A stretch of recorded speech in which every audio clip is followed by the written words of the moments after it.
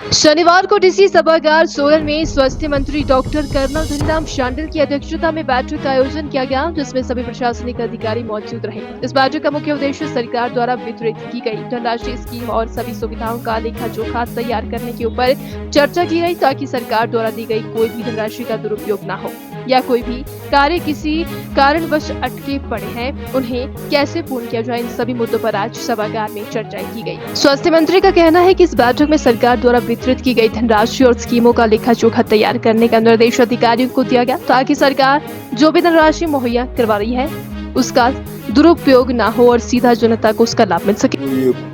Active होनी तो 45 दिन में चाहिए, but unfortunately because of so many undertakings हम जल्दी नहीं कर सके। ये मॉनिटरिंग कमेटी की मीटिंग होती है जो कि ओवरसी करती है जो स्पेंडिंग हमारी हो रही है। जैसे डीसी साहब ने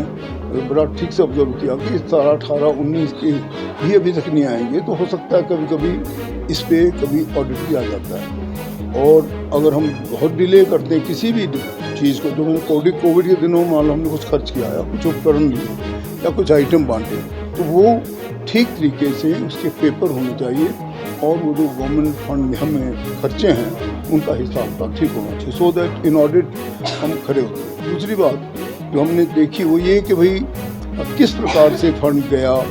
या फंड देरी तक रहा या जल्दी हुआ, या अगर काम भी हो गया कई बार उसके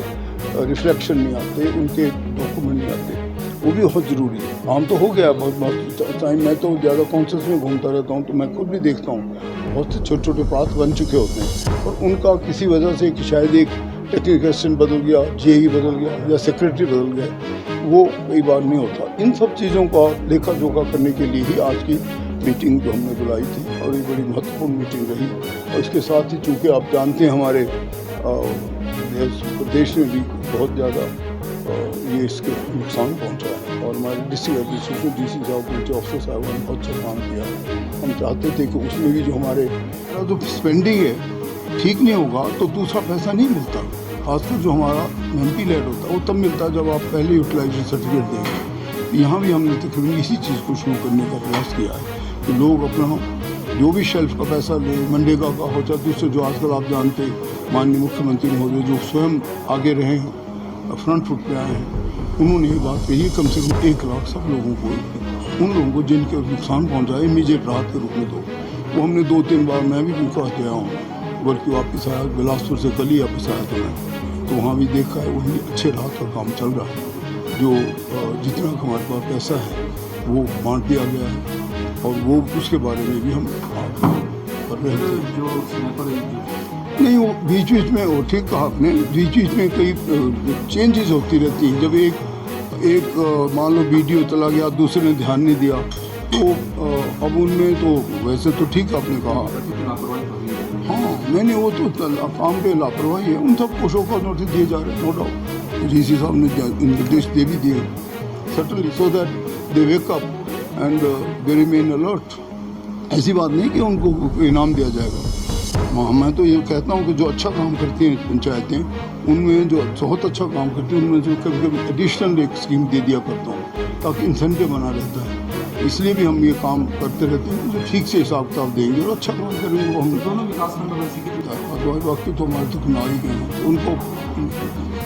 सख्ती से बोल दिया गया और जल्दी देंगे। बल्कि डीसी साहब ने ये फैसला किया कि भाई जिनको हम अभी मनरेगा का पैसा दे रहे हैं वो कृपा करके जो उसका रिहेबिलिटेशन काम है, रिकन्स्ट्रक्शन पुनर्निर्माण को वो आरंभ तो करें, और ये ना हो कि वो करें ना। इसलिए भी ये मीटिंग जरूरी थी जो आज हमने ली है, क्योंकि अभी पैसा दिया जा रहा, काफ़ी पैसा दिया जा रहा है, तो जिनके जंगे गिर गए हैं, जिनको मनरेगा से भी हेल्प मिल रही है,